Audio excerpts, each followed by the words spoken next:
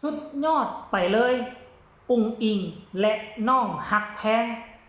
ติด1 ใน 10หมอลำที่มีคนติดตามหลายที่สุดอยู่ในแพลตฟอร์ม Facebook ทักทายสบายดี FC แฟนคลับทุกท่านที่เคารพและนับถือเป็นอย่างสูงมาพบมาพ่อกับค่อยเจเบาลาวคลิปนี้มีเรื่องราวข้อมูลข่าวสารเกี่ยวกับศิลปินหมอลำที่มีอายุบ่เกิน20 ปีที่มีผู้ติดตามหลายที่สุดในประเทศไทยจะจัดอันดับแต่1ฮอด10ว่าจะมีผู้ใดนั้นให้ไปฟังพร้อมกันกับเจเบาลาวได้เลยท่านผู้ชม FC แฟนคลับวังเมื่อบกี้เท่าใดนาทีที่ผ่านมานี่มีเพจหนึ่งเนาะได้ออกมาเคลื่อนไหวมาสั่งรวมถึงศิลปินหมอลำเนาะที่อายุบ่ฮอด20 ปีและมีผู้ติดตามหลายที่สุดในประเทศไทยไผจะเป็นที่หนึ่งเดี๋ยวจะมาอ่านสู่ฟังท่านผู้ชมเรือเสือ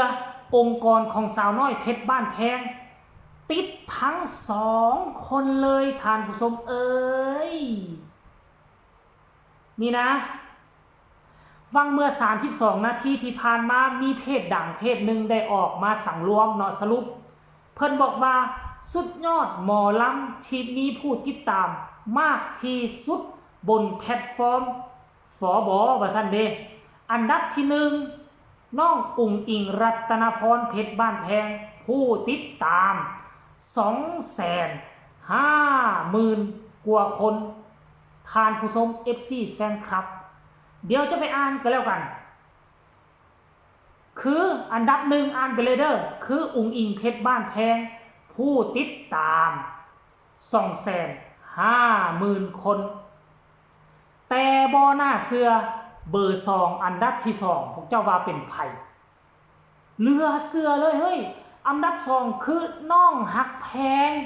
สาวน้อยลำเพลินโชว์ซึ่งเป็นวงเดียวกันกับเอื้อยอุ๋งอิงสรุปรวมแล้วองค์กรของบอสโจติดทั้ง2 คนน้องหักแพงมีผู้ติดตาม 220,000 คนเบอร์3คือเต้าหย่องจากระเบียบวาทศิลป์บ่คิดบ่ฝันว่าหักแพงจะแซงเต้าหย่องเพราะว่าเต้าหย่องนะมีกระแสโด่งดังก่อนอุ๋งอิงเพชรบ้านแพงแต่หลังอุ๋งอิงเพชรบ้านแพงเข้ามาอยู่ในวงหมอลำกระแสมันก็เลยโด่งดังเปรี้ยงปังแซงเต้าหย่องไปและบ่คิดบ่ฝันว่าหักแพงเนาะวังบ่กี่เท่าใดอาทิตย์ที่ผ่านมานี่ยอดผู้ติดตามกระโดดขึ้นเป็นแสนกว่าคนผู้ติดตามเฮ็ดให้แซงเต้าหย่องไปเป็นที่เรียบร้อยเต้าหย่องมาอยู่อันดับที่3อันดับที่4กะบ่คิดบ่ฝันเส้นเดียวกันสมัยก่อนคนนี้มีกระแสโด่งดังกำลังจะแซงอุ๋งอิงแหละอุ๋งอิงจะแซงแหละเป็นคู่ที่สูสีกันเป็นมวยทุกคู่ตอนนั้นเนาะก็คือน้องเพลงพิมรดามีผู้ติดตาม 190,000 คนโอ้โหผู้ที่5จะเป็นวงไหนฟังเลยผู้ที่5นั่นก็คือยูกิไหทองคำ 160,000 กว่าผู้ติดตามผู้ที่6ยูโรโตเกียวมิวสิก 140,000 คนผู้ที่7ลีโอโตเกียวมิวสิกป๊าโถโตเกียวมิวสิกกะติดตั้ง2 คนไม่มีผู้ติดตาม 120,000 คนผู้ต่อมาซีแกรมโอ้โหโตเกียวมิวสิกฟื้นโตนะเพียงแต่ปีเดียวเท่านั้นศิลปินมีกระแสชื่อเสียงโด่งดังเพราะผู้นำทีมงานดังผู้ใหญ่บ้านฟินแลนด์มีความมุ่งมั่นตั้งใจเก่งกล้าสามารถมันจึงเฮ็ดให้มีลูกๆเต้ามีกระแสโด่งดังผู้ติดตามติด1 ใน 10 คนโทโตเกียวมิวสิกเนาะก็คือว่าน้องซีแกรมมีผู้ติดตาม 100,000 คน โอ้โหมันบ่ธรรมดาไดผู้ต่อมาผู้นี้ก็คือผู้ที่9นี่กาฟิลนี่จากผู้ใดเนาะหมอลำใจเกินร้อยของบอยศิริชัยกับแอนอรดีมีผู้ติดตาม 58,000 คนและกะบ่น่าเชื่อว่าศิลปินหมอลำจากวงนี้จะติด1 ใน 10ที่มีผู้ติดตามหลายที่สุดในประเทศไทยนั่นก็คือน้องอาอายสกุลณพรลูกสาวของพอนกพงศกรแห่งวงเสียงวิห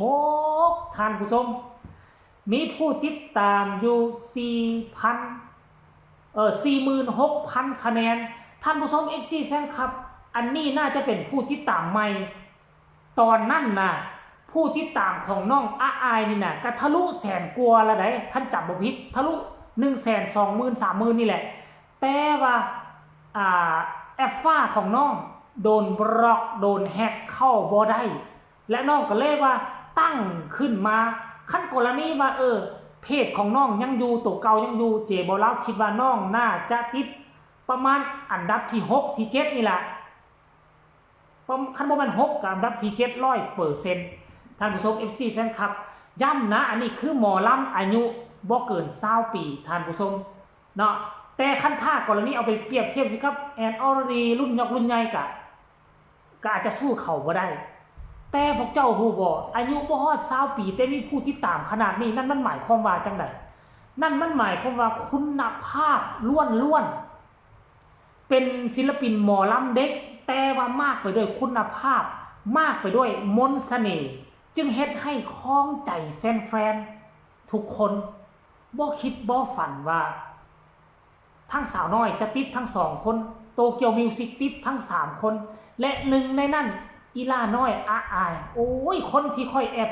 เชียร์อยู่ทั้งอาอายอุ๋งอิงฮักแพงคือติดหมดทุกคน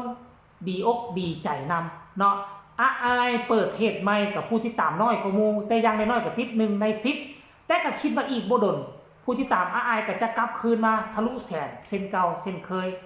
คลิปนี้กับบ่มีอย่างมากมายเอามาต้อน FC แฟนคลับเพียงแค่นี้ก็แล้วกันฝากทุกคนกดไลค์กดแชร์กดติดตามให้แน่เพื่อจะบ่พลาดในคลิปต่อไปที่สำคัญอย่ากดข้ามโฆษณาผู้ใดมีคำตำหนิติชมคำคิดคำเห็นขอความกรุณาส่งข่าวมาใต้คอมเมนต์ก็แล้วกันและผู้ใดมีคำตำหนิติชมหรือว่าคำคิดคำเห็นต่อการจัดอันดับศิลปินหมอลำอายุบ่ฮอด20 ปีที่มีผู้ติดตามหลายที่สุดในเมืองไทยเนาะมีข้อโต้แย้งมีข้อคัดแย้งกะสามารถส่งข่าวมาหาเจบอลาวได้แต่ว่าย้ำว่าเจบอลาวได้มาจากเพจดังเพจหนึ่งที่เพิ่นเฮ็ดอยู่ทั้งแอฟฟ้า